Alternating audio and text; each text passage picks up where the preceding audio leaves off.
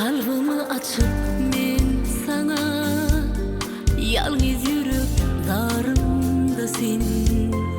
gönlüm aytsadın bana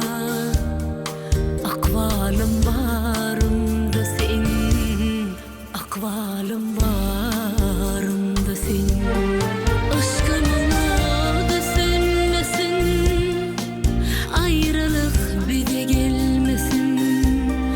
sırrımı ayan eylesin hayalim halimda sen hayalim halimda sen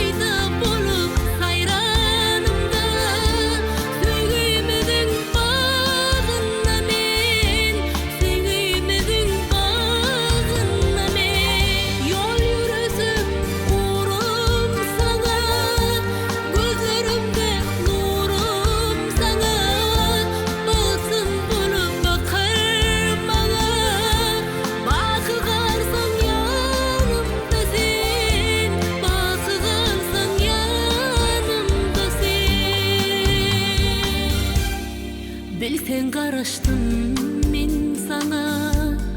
ak bağıtının barını sen pek dünyaya çağır sana yürekte darımda sen yürekte darımda sen aşkımına da sönmesin ayrılık bir de gelmesin ayan eylesin hayalim halimda sen hayalim halimda sen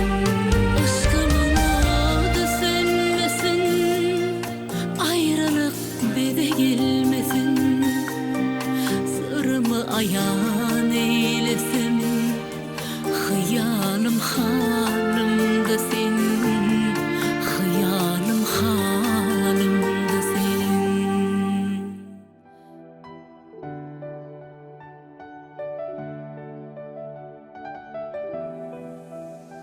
Sevim güller barında gözlem dine sen yolunda arman boyma boca